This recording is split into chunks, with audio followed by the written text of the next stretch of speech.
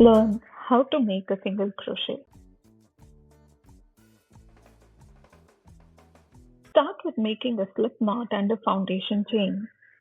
If you're not sure how to make them, check out my tutorials on those first, linked in the description. Alright, let's get started. Take your hook and find the second chain from the hook. Skip the first one.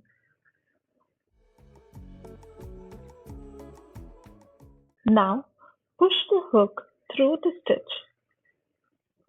Yarn over, that is, wrap the yarn over your hook. Then pull that yarn right through the stitch. Now we have got 2 loops on your hook. Yarn over again and pull through both loops. And just like that, you've got a single crochet.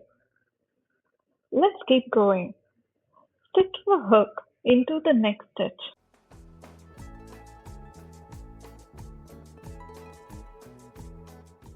Yarn over, pull through,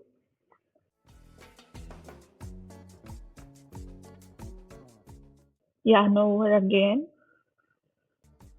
and pull through both loops.